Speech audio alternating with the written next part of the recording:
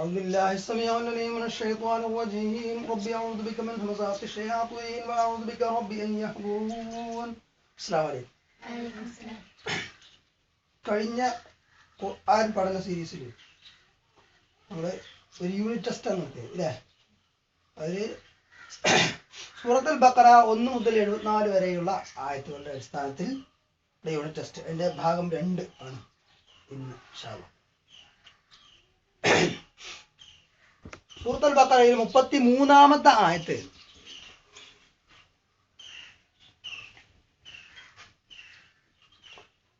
ബിസ്മില്ലാഹിർ റഹ്മാനിർ റഹീം. قال يا آدم أنبئهم بأسمائهم فلما أنبأهم بأسمائهم قال ألم أقل لكم إني أعلم غيب السماوات والأرض وأعلم ما تبدون وما كنتم تكتمون.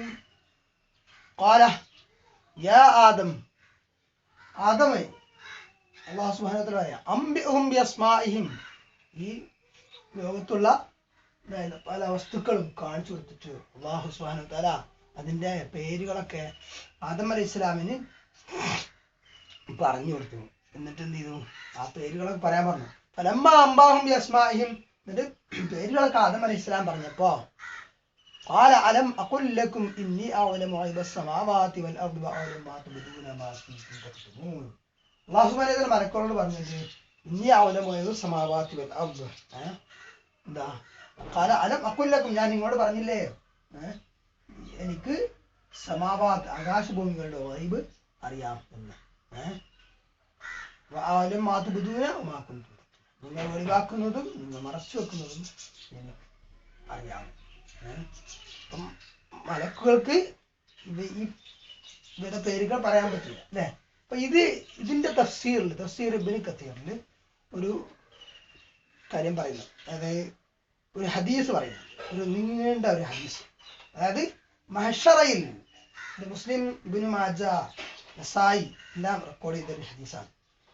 മഹ്ശറയിൽ ജനങ്ങൾ എവിടേക്ക്, സ്വർഗത്തിലേക്കാണോ നരകത്തിലേക്കാണോ എന്നുള്ള ഒരു തീരുമാനമാകാതെ ഇരിക്കുന്ന സമയത്ത് സൂര്യൻ ഒരു ചാൺ മാത്രം ഉയരത്തിൽ, അത്ര കൊടും ചൂടുള്ള ഒരു സന്ദർഭത്തിൽ നബി സല്ലല്ലാഹു അലൈഹി വസല്ലം എല്ലാവരുടെയും ശഫാഅത്തിന് വേണ്ടിയിട്ട്, എല്ലാ അമ്പിയാക്കളുടെയും ശഫാഅത്തിന് വേണ്ടി ആദം അലൈഹിസ്സലാം മുതൽ ജനങ്ങൾ ശഫാഅത്തിന് വേണ്ടി അഭ്യർത്ഥിക്കും, ശുപാർശ ചെയ്യാൻ വേണ്ടിയിട്ട് അല്ലാഹുവിന്റെ.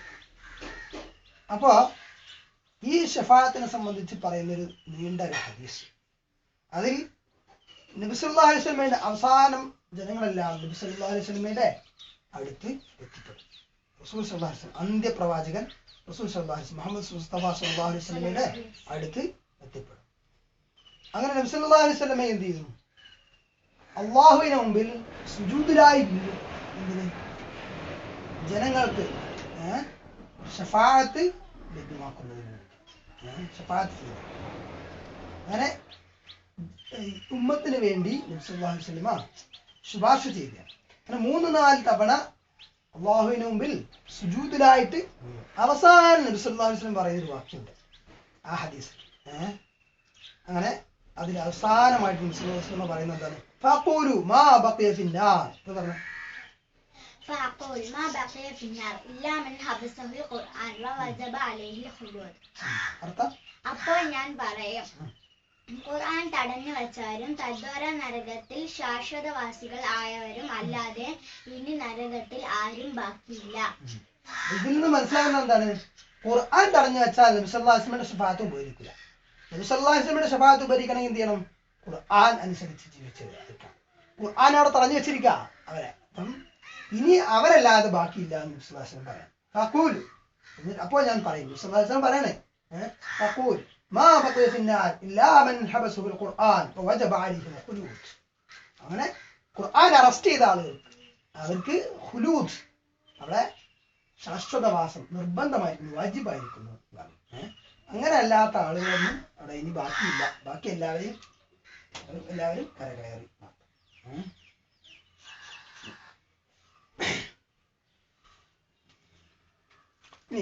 وإذ قلنا للملائكة اسجدوا لآدم فسجدوا إلا إبليس أبى واستكبر وكان من الكافرين.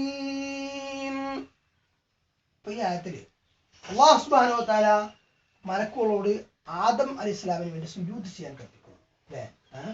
അതിൽ മലക്കുകളെല്ലാവരും സുജൂദ് ചെയ്തു. ഈ സുജൂദ് ചെയ്യാൻ വേണ്ടി കൽപ്പിക്കപ്പെട്ട കൂട്ടത്തിൽ മലക്കുകളുടെ കൂട്ടത്തിൽ ആരുണ്ടായിരുന്നു? അവരൊക്കെ പറയും ഇബ്ലീസും ഉണ്ടായിരുന്നു. അപ്പം എല്ലാവരും സുജൂദ് ചെയ്തു. പക്ഷെ ഒരാൾ മാത്രം സുജൂദ് ചെയ്തില്ല. ആരാണ് സുജൂദ് ചെയ്യാതിരുന്നത്? ഇബ്ലീസ്, ശൈത്വാൻ അല്ലേ? ശൈത്വാനായ, ശപിക്കപ്പെട്ടവനായ, അടിയൊടിക്കപ്പെട്ടവനായ ഇബ്ലീസ് മാത്രമാണ് സുജൂദ് ചെയ്യാത്തത്. ഈ സുജൂദ് സംബന്ധിച്ച് സാധാരണ നമുക്കറിയാം, സുജൂദ് മുഹമ്മദ് നബി സല്ലല്ലാഹു അലൈഹി വസല്ലമയുടെ ശരീഅത്തിൽ സുജൂദ് ഒരു സൃഷ്ടി മറ്റൊരു സൃഷ്ടിക്ക് സുജൂദ് ചെയ്യാൻ പറ്റില്ല, പാടില്ല, ഹറാമാണ്, അനുവദനീയമല്ല. പക്ഷെ ഇവിടെ സുജൂദ് ചെയ്തതായിട്ട് പറയും. അത് മുമ്പ് ആണ് അല്ലേ?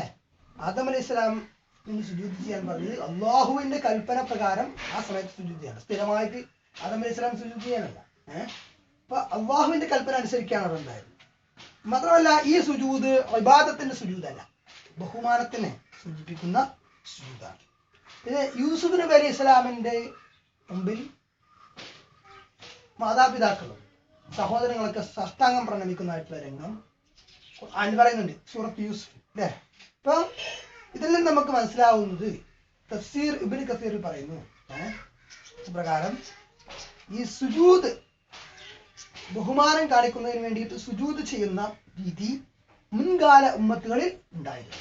പക്ഷെ അത് നമ്മുടെ ഉമ്മത്തിൽ എന്ന് പറഞ്ഞാൽ മുഹമ്മദ് നബി സല്ലല്ലാഹു അലൈഹി വസല്ലമയുടെ ശരീഅത്തിൽ അത് നിരോധിക്കപ്പെട്ടു. ഇത് ഒരു ഹദീസിൽ നിന്ന് വളരെ വ്യക്തമാണ് എന്ന് പറഞ്ഞിട്ടൊരു ഹദീസ് ആ തഫ്സീറിൽ പറയുന്നു. ഇതിന്റെ തഫ്സീർ അതായത് മുആദ് റളിയല്ലാഹു അൻഹു പറയുന്ന ഒരു ഹദീസ്. മുആദ് റളിയല്ലാഹു അൻഹു ഷാം വിസിറ്റ് ചെയ്ത സന്ദർഭത്തിൽ, ഷാം സന്ദർശിച്ച സന്ദർഭത്തിൽ അവിടെ ഉള്ള പുരോഹിതന്മാർക്ക് അവിടുത്തെ ജനം സുജൂദ് ചെയ്യുന്നതായിട്ട്, പുരോഹിതന്മാർക്കും പണ്ഡിതന്മാർക്കും ഒക്കെ സുജൂദ് ചെയ്യുന്നതായിട്ട് അദ്ദേഹം കണ്ടുവെന്നും ആ സഹാബി അവർകൾ നബി സല്ലല്ലാഹു അലൈഹി വസല്ലമയുടെ അതനുസരിച്ച് ചോദിച്ചു, അള്ളാഹുവിന്റെ റസൂലി, അള്ളാഹുവിന്റെ ദൂതരി, അവരൊക്കെ ഇങ്ങനെ പുരോഹിതന്മാർക്കും പണ്ഡിതന്മാർക്കും സുജൂദ് ചെയ്യുന്നു, താങ്കൾ അവരെക്കാളേറെ സുജൂദിന് അർഹനായിട്ടുള്ള ആളാണ്, അതുകൊണ്ട് ഞങ്ങൾ സുജൂദ് ചെയ്യട്ടെയോന്നാ. അപ്പൊ നബി സല്ലല്ലാഹു അലൈഹി വസല്ലമ ഇത് കേട്ടപ്പോ നബി സല്ലല്ലാഹു അലൈഹി വസല്ലമയുടെ പ്രതികരണം, മറുപടി എന്തായിരുന്നു? لا لو كنت آمرا بشرا أن يسجد لبشر لأمرت المرأة أن تسجد لزوجها من علم حقه عليها. പറ്റില്ല, ഒരു മനുഷ്യൻ മറ്റൊരു മനുഷ്യന് സുജൂദ് അഥവാ സാഷ്ടാംഗം ചെയ്യാൻ ഞാൻ കൽപ്പിക്കുമായിരുന്നെങ്കിൽ ഭർത്താവ് ഭാര്യയ്ക്ക് മേലുള്ള അവകാശം കണക്കിലെടുത്ത് ഭാര്യ തന്റെ ഭർത്താവിന് സുജൂദ് ചെയ്യണമെന്ന് ഞാൻ കൽപ്പിക്കുമായിരുന്നു. അപ്പൊ സുജൂദ് ചെയ്യാൻ പറ്റില്ല, ഇബാദത്ത് എന്ന അർത്ഥത്തിൽ അല്ലെങ്കിൽ പോലും സുജൂദ് പാടില്ലെന്ന് ഈ ഹദീസിൽ നിന്ന് വ്യക്തമാണ്. ഇവിടെ ഇബ്ലീസ് സുജൂദ് ചെയ്യാൻ പറഞ്ഞിട്ട് ഇബ്ലീസ് മാത്രം സുജൂദ് ചെയ്യാതിരുന്നത് അവന്റെ കിബിർ കാരണം അല്ലെ, അഹങ്കാരം കാരണം. കാരണം അവൻ പറഞ്ഞത് ആദമിന് സുജൂദ് ചെയ്യാൻ ഞാൻ തീനാൽ പടക്കപ്പെട്ട സൃഷ്ടിക്കപ്പെട്ട ആളാണ്, അത് വേറെ ആയത്തിൽ പറയുന്നുണ്ട്. എന്നിട്ട് ഈ മണ്ണ് കൊണ്ടുണ്ടാക്കിയ ഈ ആദമിന് ഞാൻ സുജൂദ് ചെയ്യും എന്നുള്ള ഒരു പൊങ്ങച്ചമാണ്, അഹങ്കാരം നടിച്ചു. ഈ അഹങ്കാരത്തെ സംബന്ധിച്ച് പറയുന്ന ഒരു ഹദീസ് ഇതിന്റെ തഫ്സീർ പറയുന്നത്, ആ ഹദീസ് ലാ യദ്ഖുലു മൻ കാന ഫീ ഖൽബിഹി മിസ്ഖാല ഹബ്ബത്തിൻ മിൻ ഖർദലിൻ മിൻ കിബർ. അതിന്റെ ഒരു അണിമണി തൂക്കം കിബർ അഥവാ അഹങ്കാരം ഹൃദയത്തിലുള്ളവർ സ്വർഗത്തിൽ പ്രവേശിക്കുകയില്ല എന്ന് അതിന്റെ അർത്ഥം അല്ലേ. ഇനി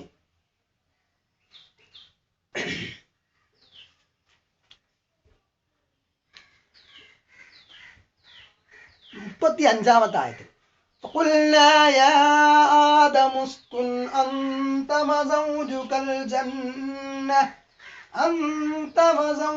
الجنة وكلا منها رغدا حيث شئتما ولا تقربا هذه الشجرة فتكونا من الظالمين.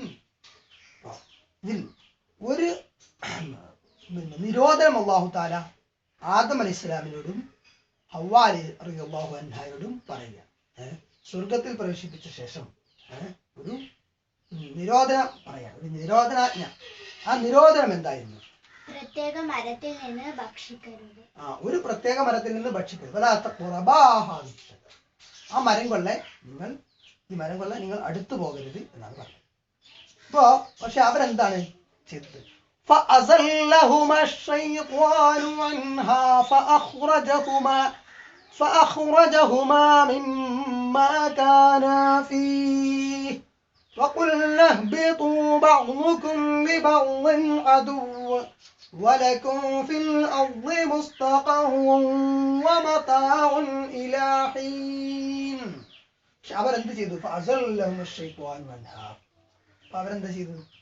ശൈത്താന്റെ പ്രേരണയാൽ ആദം ഹവ്വ ദമ്പതികൾ വിലക്കപ്പെട്ട മരത്തിൽ നിന്നും ഭക്ഷിച്ചു. ആയതിനാൽ അവർ സ്വർഗത്തിൽ നിന്ന് ഭൂമിയിലേക്ക് പുറത്താക്കപ്പെട്ടു. ആദം അലൈഹിസ്സലാം ദമ്പതികളെ അതിൽ നിന്ന് അള്ളാഹുവിന്റെ കൽപ്പനയിൽ നിന്ന് വ്യതിചലിപ്പിച്ചു ശൈത്താൻ. അവര് ശൈത്താന്റെ പ്രേരണയാൽ അതിൽ വശംവദരായി ഈ പഴത്തിൽ നിന്ന് ഭക്ഷിച്ചു. അങ്ങനെ അള്ളാഹു അവരെ പുറത്താക്കാൻ പറഞ്ഞു, അവരുടെ പുറത്തു പോകാൻ പറഞ്ഞു അല്ലേ? ഈ ആദം അലൈഹിസ്സലാമും ഹവ്വ റളിയല്ലാഹു അൻഹയ്ക്കും ഇവിടെ ഒരു പിഴവ് സംഭവിച്ചു അല്ലേ? ശൈത്താന്റെ പ്രേരണയാലാണ് സംഭവിച്ചത്. അങ്ങനെ സ്വർഗത്തിൽ നിന്ന് പുറത്താക്കപ്പെട്ടു. അപ്പൊ ഈ പിഴവ് സംഭവിച്ചപ്പോ അതിൽ നിന്ന് മുക്തി നേടുന്നതിന് വേണ്ടിയിട്ട് അവർ ഉപയോഗിച്ച വാക്യം എന്താണ്? സൂറത്തുൽ അറാഫിൽ ഇത് സംബന്ധിച്ച് ഇത് എന്താണ് അവര് അള്ളാഹുവിൽ നിന്ന് ചില കലിമാത്ത് കാര്യം പറയുന്നുണ്ട്. അള്ളാഹുവിൽ നിന്ന് ഫതലഖാ ആദമു മിൻ റബ്ബിഹി കലിമാത്തിൻ ഫതാബ അലൈഹി ഇന്നഹു ഹുവത് തവ്വാബുർ റഹീം.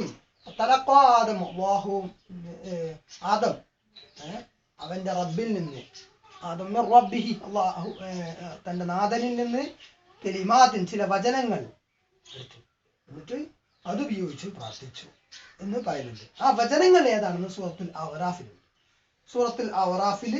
23-ാമത്തെ ആയത്തിലാണ് പറയുന്നത്. ആ വചനങ്ങൾ ഏതാണ്? ربنا ظلمنا أنفسنا وإن لم تغفر لنا وترحمنا لنكونن من الخاسرين. അപ്പൊ അവരെന്താ പറഞ്ഞത്? റബ്ബനാ ളലംനാ അൻഫുസന. ആദം അലൈഹിസ്സലാമും ഹവ്വ റളിയല്ലാഹു അൻഹയും കൂടെ പറഞ്ഞു എന്ത്? റബ്ബനാ ഞങ്ങളുടെ നാഥാ, ളലംനാ അൻഫുസന ഞങ്ങളുടെ നഫ്സുകളോട് അതിക്രമം ചെയ്തിരിക്കുന്നു. റബ്ബനാ ളലംനാ അൻഫുസന വഇൻ ലം തഗ്ഫിർ ലനാ, നീ ഞങ്ങൾക്ക് പുറത്തു തന്നില്ലെങ്കിൽ, തർഹംനാ ഞങ്ങളോട് കരുണ കാണിച്ചില്ലെങ്കിൽ, ലനകൂനന്ന മിനൽ ഖാസിരീൻ നിശ്ചയം ഞങ്ങൾ പരാജിതരിൽപ്പെട്ടു പോകും എന്ന് ആണ് ആ വചനം അല്ലേ? അടുത്ത് قُلْنَا اهْبِطُوا مِنْهَا جَمِيعًا فَإِمَّا يَأْتِيَنَّكُم مِّنِّي هُدًى فَمَن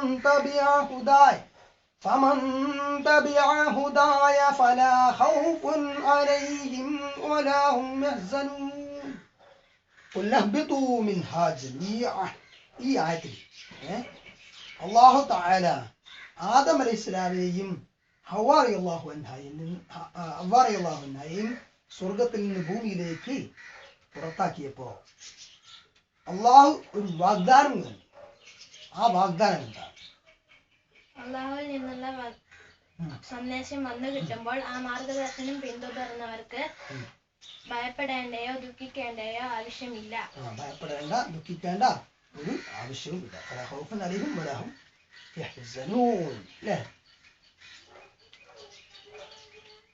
പക്ഷേ അടുത്ത ആയത്തിൽ തന്നെ പറയുന്നു والذين كفروا وكذبوا بآياتنا ഉലൈക അസ്ഹാബുന്നാർ ഹും ഫീഹാ ഖാലിദൂൻ. അവിശ്വസിച്ചവരെ സംബന്ധിച്ചിടത്തോളം എന്താണ് അത്? അള്ളാഹുവിന്റെ ഹുദ വന്നു കിട്ടുന്ന സന്ദർഭത്തിൽ അത് സ്വീകരിച്ച് അത് ഫോളോ ചെയ്യുന്നു, അത് പിൻപറ്റുന്നവർക്ക് ഭയപ്പെടേണ്ട ദുഃഖിക്കേണ്ട ആവശ്യമില്ല, അവർക്ക് സ്വർഗത്തിൽ തിരിച്ചത്. പക്ഷേ വല്ലതീരെ കഫറുക്കല്ല ബുദ്ധിയായ അള്ളാഹുവിൻ അവിശ്വസിക്കുകയും അള്ളാഹു ദൃഷ്ടാന്തങ്ങൾ കളവാക്കുകയും ചെയ്തവർ അവർക്കെന്താ സംഭവിക്കുക? എന്നാൽ നമ്മുടെ ദൃഷ്ടാന്തങ്ങളെ നിഷേധിക്കുകയും തള്ളിപ്പറയുകയും ചെയ്യുന്നവരോ അവർ നരകാവകാശികളാകുന്നു, അതിലവർ ശാശ്വതമായി വസിക്കുന്നവരാകുന്നു. ഇനി അടുത്ത്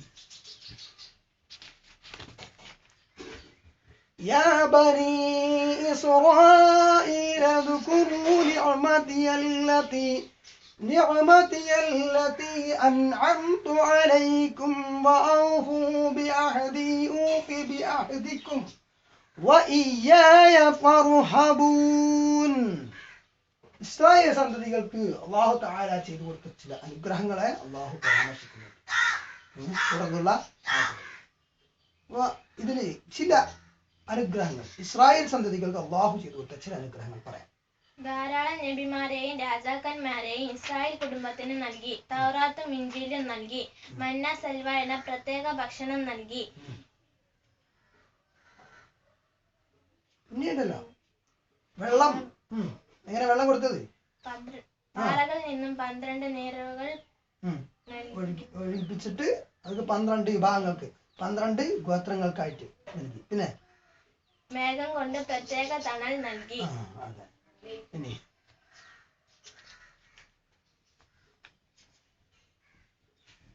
44-ാമത്തെ ആയത്തിൽ അല്ലാഹു സുബ്ഹാനഹു വ തആല ഇസ്രായേൽ സന്തതികളെ പറ്റി പറയുകയാണെങ്കിലും അത് പൊതുവായിട്ട് എല്ലാവർക്കും ബാധക ഒരു ആയത്ത് പറയുന്നുണ്ട്.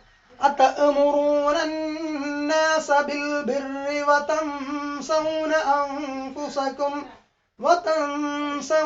أنفسكم وأنتم تتلون الكتاب أفلا تعقلون. നിങ്ങൾ നന്മ കൊണ്ട് സ്വയം കൽപ്പിക്കുന്നു, നന്മ കൊണ്ട് ജനങ്ങളോട് കൽപ്പിക്കുന്നു, പക്ഷെ നിങ്ങൾ സ്വയം മറക്കുകയും ചെയ്യും. കാരണം സ്വയം അത് പാലിക്കുന്നില്ല. സ്വയം പാലിക്കാതെ നിങ്ങൾ നന്മ ജനങ്ങളോട് കൽപ്പിക്കുന്നു. നിങ്ങൾ വേദഗ്രന്ഥം ഓതിക്കൊണ്ടിരിക്കും, വേദഗ്രന്ഥം പാരായണം ചെയ്തുകൊണ്ടിരിക്കും, നിങ്ങൾക്ക് ബുദ്ധിയില്ലേ അല്ലാഹു ചോദിക്കും. ഇതുപോലെ സൂറത്തു സഫിൽ 2-3 ആയത്തുകളിൽ അല്ലാഹു തആല പറയുന്നുണ്ട്. ആയത്തുകളൊന്നുമില്ല. يا أيها الذين آمنوا لم تقولون ما لا تفعلون كبر مقتا عند الله أن تقولوا ما لا تفعلون. അല്ലയോ വിശ്വസിച്ചവരെ, നിങ്ങൾ പ്രവർത്തിക്കാത്ത കാര്യങ്ങൾ ജനങ്ങളോട് എന്തിനു ഉപദേശിക്കുന്നു? സ്വയം പ്രവർത്തിക്കാതെ മറ്റുള്ളവരോട് ഉപദേശിക്കുന്നത് അള്ളാഹുവിന് ഏറെ വെറുപ്പുള്ളതാണ്.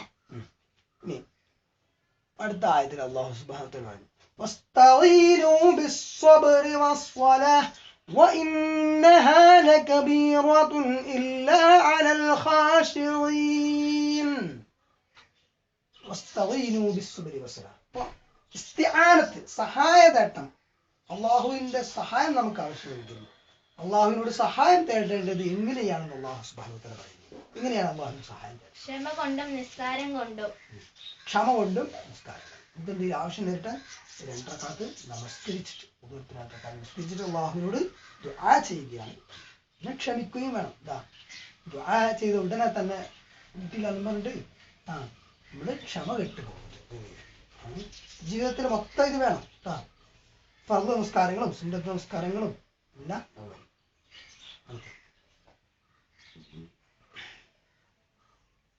47-ാമത്തെ ആയത്തിൽ يا بني إسرائيل اذكروا نعمتي التي أنعمت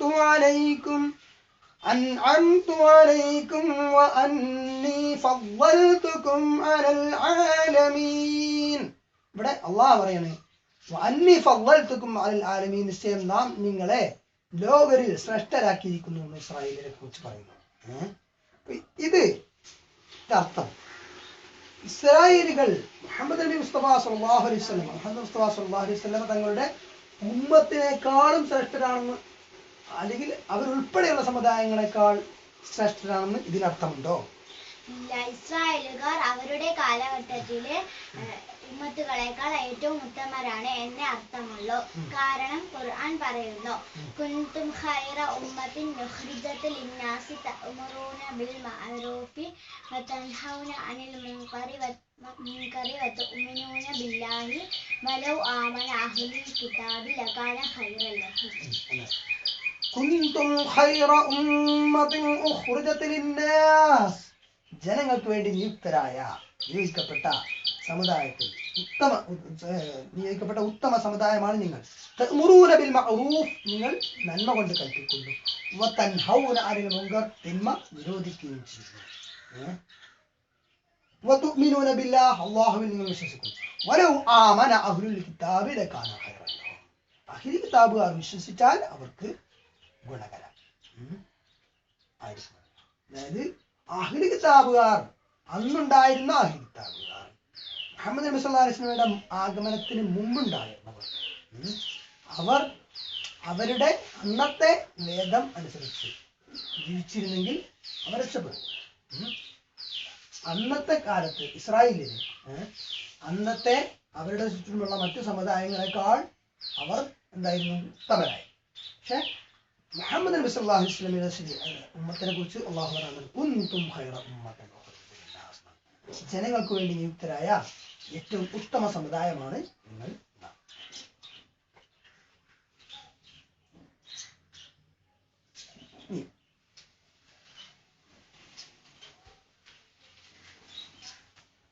وَإِذْ وَاعَدْنَا مُوسَى 40 لَيْلَةً ثُمَّ اتَّخَذْتُمُ الْعِجْلَ مِنْ بَعْدِهِ وَأَنْتُمْ ظَالِمُونَ.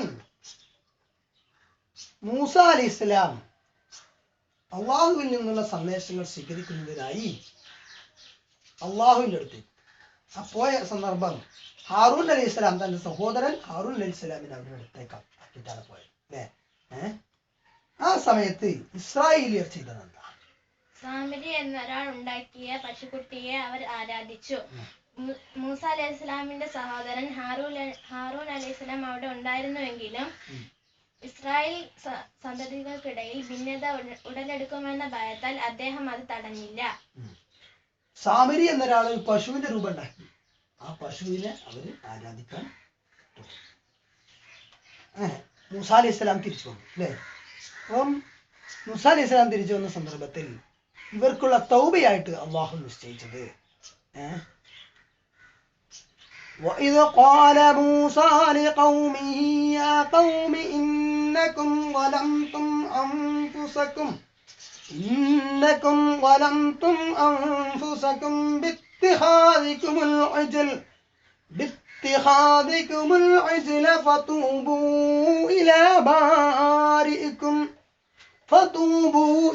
بَارِئِكُمْ فَاقْتُلُوا أَنفُسَكُمْ ذَلِكُمْ خَيْرٌ لَكُمْ عِندَ بَارِئِكُمْ فَتَابَ عَلَيْكُمْ إِنَّهُ هُوَ التَّوَّابُ الرَّحِيمُ. ഇതില് ഇവർക്ക് തൗബയായിട്ട് അല്ലാഹു തആല നിശ്ചയിച്ചത് എന്താണ്? ഇങ്ങനെ ചെയ്തതിന് തൗബയായിട്ട് നിശ്ചയിച്ചത് എന്താണ്? പശുക്കിടാവിനെ ആരാധിക്കാത്തവർ ആരാധിച്ചവരെ കൊല്ലുക. എന്താണ്? ഫഖ്തുലു അൻഫുസകും എന്നാണ്. നിങ്ങളിൽ നിന്ന് പശുക്കിടാവിനെ ആരാധിക്കാത്തവർ ആരാധിച്ചവരെ കൊല്ലുക. അപ്പം ആ കൊല്ലപ്പെടുന്നത് കാരണം അവർക്ക് അവരുടെ തൗബ സ്വീകരിക്കപ്പെടുന്നു. കൊന്നവർ കൊല്ലാത്തവരിലേക്ക് കൂടുതൽ ആളുകളിലേക്ക് ഇത് വ്യാപിക്കാതിരിക്കുകയും ചെയ്യും അല്ലേ? അപ്പൊ അതും അവർക്ക് ഒരു ഞാമത്താണ്. നേരത്തെ ഇസ്രായേലിയർക്ക് ചെയ്തു കൊടുത്ത അനുഗ്രഹങ്ങൾ പറഞ്ഞ കൂട്ടത്തില് ഫിർഔനിൽ നിന്ന് അവരെ അള്ളാഹു രക്ഷിച്ചു എന്നുള്ളത് ഒരു വലിയ അനുഗ്രഹമാണ്. ഫിർഔന്റെ കൊടിയ പീഡനങ്ങളിൽ നിന്ന് ഇസ്രായേലിനെ രക്ഷിച്ചു പറഞ്ഞില്ല.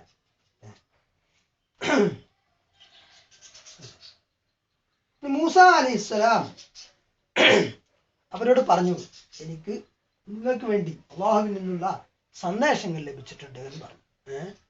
ഈ സന്ദേശങ്ങൾ ലഭിച്ച കാര്യം പറഞ്ഞപ്പം അവർ പറയാം, وَإِذْ قُلْتُمْ يَا مُوسَى لَن نُّؤْمِنَ لَكَ حَتَّى نَرَى اللَّهَ جَهْرَةً فَأَخَذَتْكُمُ الصَّاعِقَةُ وَأَنْتُمْ تَنْظُرُونَ. അപ്പോൾ മൂസ അലൈഹി ഇസ്ലാമിനോട് അവരെന്താണ് ആവശ്യപ്പെട്ടത്? അതായത് ഈ സന്ദേശങ്ങൾ സ്വീകരിക്കണം എന്ന രൂപത്തിൽ അവരോട് ഈ സന്ദേശങ്ങളുടെ കാര്യം, അള്ളാഹുവിൽ നിന്ന് അവർക്ക് ലഭിച്ച സന്ദേശങ്ങളുടെ കാര്യം മൂസ അലൈഹി ഇസ്ലാം അവരോട് പറഞ്ഞപ്പം അവരുടെ പ്രതികരണം അല്ലെങ്കിൽ അവരുടെ ഡിമാൻഡ് എന്തായിരുന്നു? അള്ളാഹുവിനെ പരസ്യമായി നേരെ കാണണമെന്ന് അവർ ശഠിച്ചു. അള്ളാഹുവിനെ പരസ്യമായിട്ട് കാണുന്നവരെ നേരിട്ട് കാണുന്നതാണ്. എന്നാൽ മാത്രമേ ഞങ്ങൾ വിശ്വസിക്കൂല. അപ്പൊ അള്ളാഹു അപ്പൊ അള്ളാഹ് എന്ത് ചെയ്തു? ഒരു മിന്നൽ മുഖേന അവരെ പിടികൂടി വീണ്ടും അവരെ പുനർജീവിപ്പിച്ചു. പിന്നീട് അവര് നോക്കി നിൽക്കെ അവർ നിലംപതിച്ചു. എന്നിട്ട് അവരെ അള്ളാഹു ഉയർത്തെഴുന്നേൽപ്പിച്ചു. ഇത് രണ്ടും അവർക്ക് കാണിച്ചു കൊടുത്തത് എന്തിനാണ്? അവർ എന്നിട്ടെങ്കിലും നന്ദിയുള്ളവരായേക്കും എന്ന ആയേക്കാൻ വേണ്ടി.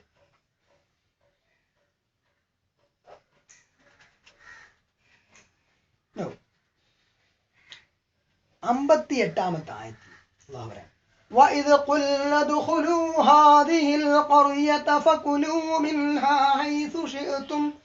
حَيْثُ شِئْتُمْ رَغَدًا وَادْخُلُوا الْبَابَ سُجَّدًا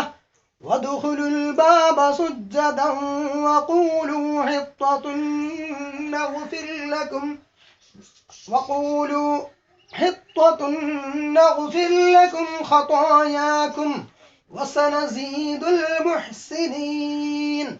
فَبَدَّلَ الَّذِينَ ظَلَمُوا قَوْلًا غَيْرَ الَّذِي قِيلَ لَهُمْ فَأَنزَلْنَا عَلَى الَّذِينَ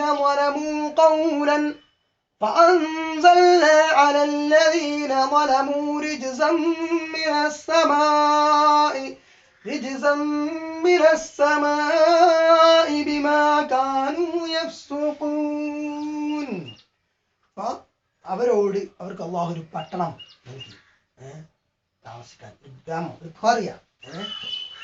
എന്നിട്ട് അവരോട് വിനയാന്യതരായി സുജദൻ, സാഷ്ടാംഗം പ്രണമിച്ചുകൊണ്ട്, ഹിത്വ എന്ന വാക്ക് ഉച്ചരിച്ചുകൊണ്ട്, ഹിത്വ എന്ന് പറഞ്ഞാൽ ഓ അള്ളാഹുവേ ഞങ്ങൾക്ക് മാപ്പാക്കണേ എന്നുള്ള ആ ഒരു പ്രാർത്ഥനയാണ് അതിനർത്ഥം പറയും. എന്ന് ഉരുവിട്ടുകൊണ്ട് ആ ഗ്രാമത്തിൽ, ആ പട്ടണത്തിൽ പ്രവേശിക്കാനാണ് പറഞ്ഞത്. പക്ഷെ അവർ ആ വാക്ക് മാറ്റി പറഞ്ഞു. അവര് പറഞ്ഞ വാക്ക് എന്താണെന്നാണ്, ഹിത്വ എന്ന് പറയുന്നതിന് പകരം അവരെന്ത് പറഞ്ഞു എന്നാണ് തഫ്സീറിൽ പറയുന്നത്. ഹിത്തോ എന്ന വാക്കിന് പകരം ഹിന്തോ അല്ലെങ്കിൽ ഹബ്ബ എന്നാണ് അവർ പറഞ്ഞത്. അവർ ധിക്കാരത്തോടെയാണ് പ്രവേശിച്ചത്.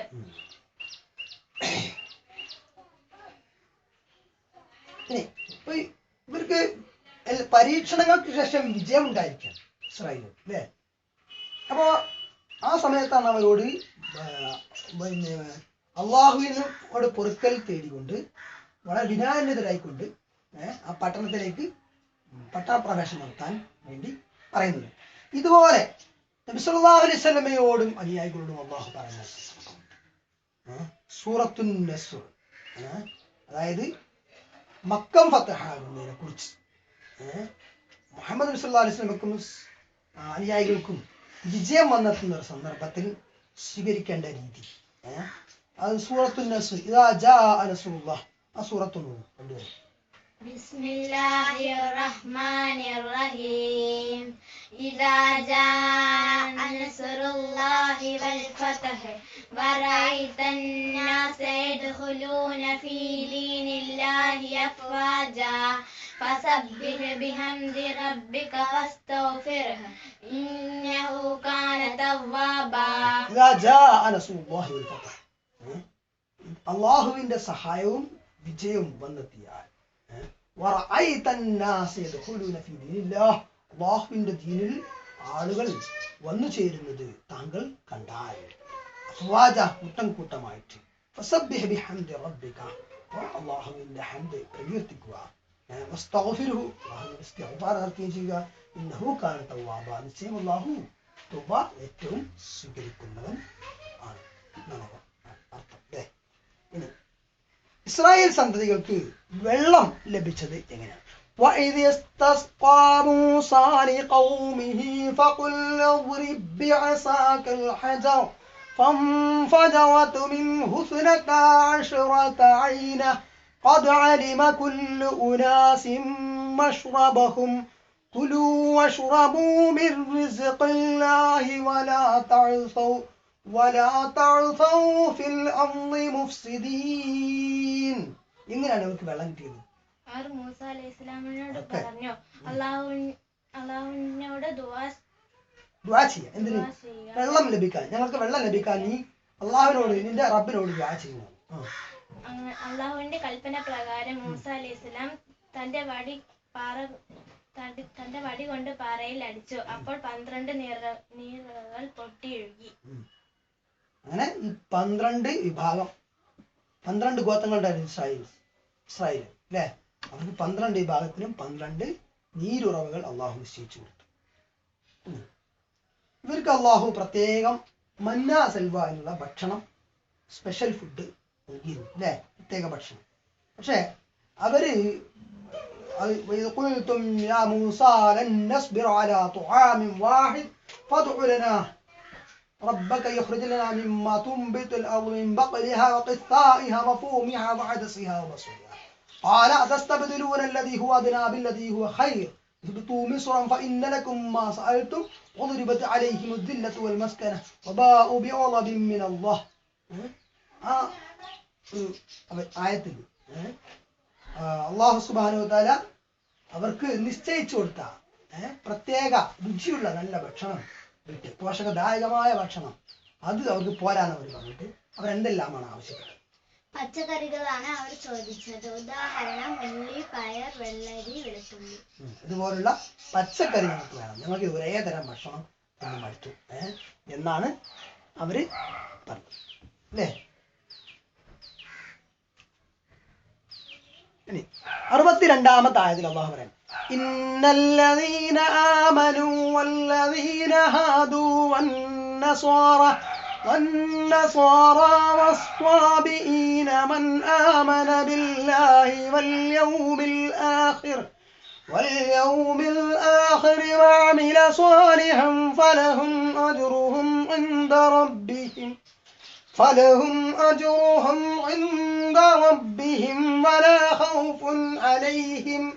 ولا خوف عليهم ولا هم يحزنون. ഈ ആയത്തിൽ അള്ളാഹു പറയാണ്, എന്ത്? നിശ്ചയം വിശ്വസിച്ചവർ, യഹൂദർ, നസാറാക്കൾ, സാബിയങ്ങൾ ആരാവട്ടെ അള്ളാഹുവിലും അന്ത്യനാളിലും വിശ്വസിച്ചു സൽക്കർമ്മങ്ങൾ അനുഷ്ഠിക്കുകയാണെങ്കിൽ അവർക്ക് അവരുടെ റബ്ബിങ്കിൽ നിന്നുള്ള പ്രതിഫലം ഉണ്ടായിരിക്കും. അവർക്ക് ഭയപ്പെടേണ്ടതില്ല, ദുഃഖിക്കേണ്ടതില്ല. ഈ ആയത്തിൽ നിലവിലുള്ള ഇസ്ലാം അല്ലാത്ത മതങ്ങൾ സ്വീകരിച്ച ആളുകൾ അവർ രക്ഷപ്പെടും, അവർ മോക്ഷം പ്രാപിക്കും എന്നതിന് തെളിവാണോ? ആണോ?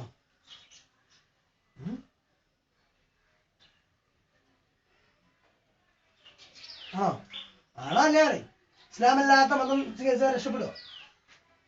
ഒക്കെ പറയും ഇല്ല. പിന്നെ എന്താ അതിന്റെ അർത്ഥം? ഈ ആയത്തിന്റെ അർത്ഥം എന്താ?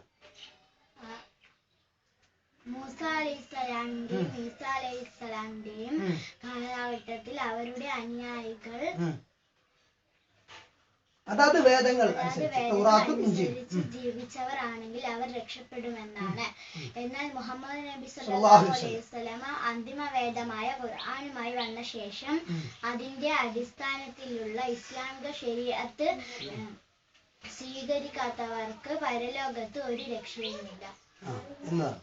അപ്പോ മുഹമ്മദ് നബി സല്ലല്ലാഹു അലൈഹി വസല്ലം അന്ത്യപ്രവാചകനാണ്.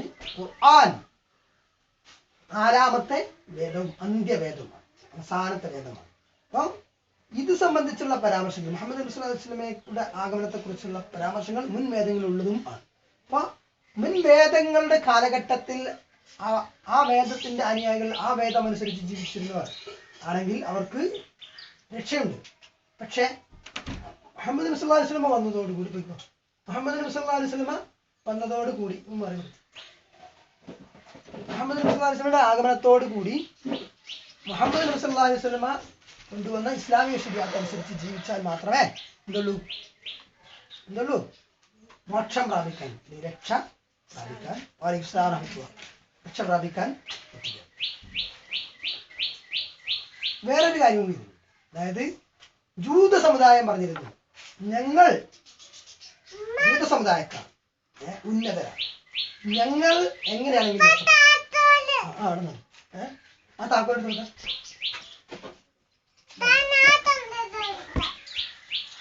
ഞങ്ങൾ എങ്ങനെയാണെങ്കിലും രക്ഷപ്പെടും, നിങ്ങൾ എന്ത് തിന്മ ചെയ്താലും ഞങ്ങളെ അല്ലാഹു രക്ഷിക്കും, ഞങ്ങൾ മോക്ഷം പ്രാപിക്കും എന്നൊരു വിശ്വാസം അവർക്കുണ്ടായിരുന്നു. അതിനെ ഗണ്ണിക്കുക കൂടിയാണ് ഇവിടെ. ഒരാള് മുസ്ലിം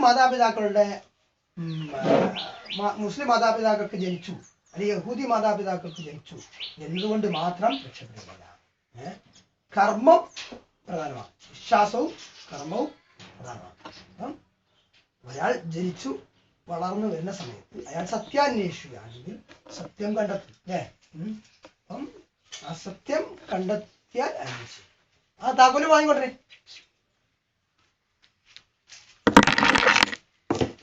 അയാളെ നോക്കിയ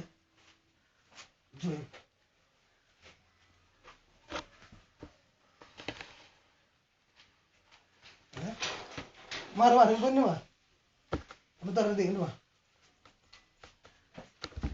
ഇത് മറ്റൊരു ആയത്തിൽ നിന്ന് വളരെ വ്യക്തമാണ്. സൂറത്ത് ആല് ഇംറാനിൽ ഒരു ആയത്ത്, وَمَن يَبْتَغِ غَيْرَ الْإِسْلَامِ دِينًا فَلَن يُقْبَلَ مِنْهُ وَهُوَ فِي الْآخِرَةِ مِنَ الْخَاسِرِينَ.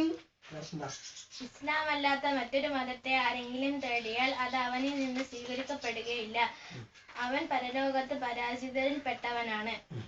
ഇനി അല്ലാഹു തആല ഇസ്രായേലികൾ സബത്ത് ദിനാചരണം ലംഘിച്ച ഇസ്രായേലികളെ എങ്ങനെയാണ് അല്ലാഹു ശിക്ഷിച്ചത്? അവരെ അല്ലാഹു കുരങ്ങന്മാരാക്കി മാറ്റി. ഇനി ഇസ്രായേലികൾ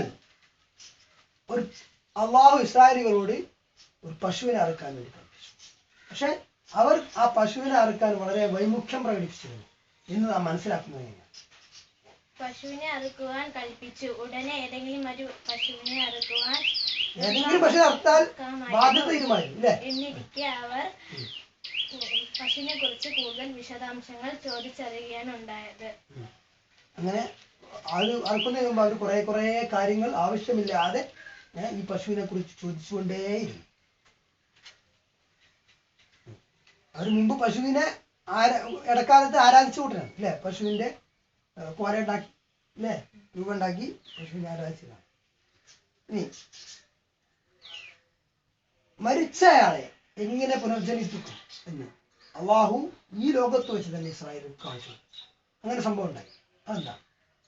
ഇസ്രായേൽക്കാരിൽ സമ്പന്നനായ ഒരാൾ അയാളുടെ സഹോദര പുത്രനാൽ കൊല്ലപ്പെട്ടു. ആരാണ് കൊല നടത്തിയത് എന്നത് സംബന്ധിച്ച് തർക്കമുണ്ടായി. ഇക്കാര്യത്തിൽ അവർ മൂസ അലൈഹിസ്സലാമിനെ സമീപിച്ചു. അള്ളാഹുവിന്റെ കൽപ്പന പ്രകാരം മൂസ അലൈഹിസ്സലാം ജനങ്ങളോട്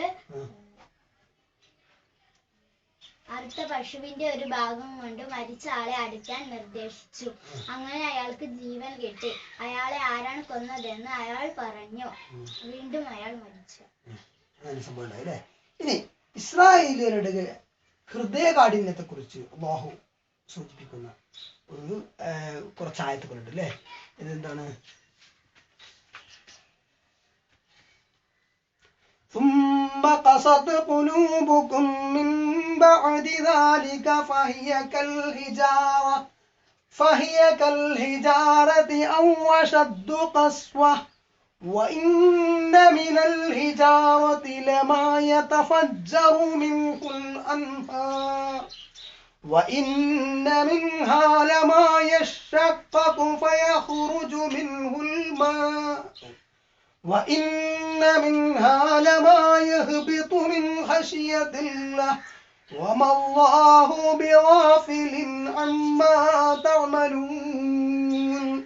ഇസ്രായേലിയരുടെ ഹൃദയത്തെ അല്ലാഹു എന്തിനോടാണ് ഉപമിച്ചത്? അവരുടെ ഹൃദയം പാറകളേക്കാൾ കട്ടിയുള്ളതാണ്. ചില പാറകളിൽ നിന്ന് വെള്ളം പൊട്ടിയൊഴുകുകയും അത് നദികളായി ഒഴുകുകയും ചെയ്യുന്നു. ചില പാറകൾ അള്ളാഹുവിന്റെ ഭയത്താൽ മലകളിൽ നിന്ന് താഴോട്ട് പതിക്കുന്നു എന്ന് അള്ളാഹു പറയുന്നു. അപ്പം അവരുടെ ഹൃദയങ്ങൾ, ഇസ്രായേലിയരുടെ ഹൃദയങ്ങൾ പാറ പോലെ അല്ലെങ്കിൽ പാറയേക്കാൾ കടുത്തതാണെന്ന് അള്ളാഹു സൂചിപ്പിക്കുന്നു. അസ്സലാമു അലൈക്കും.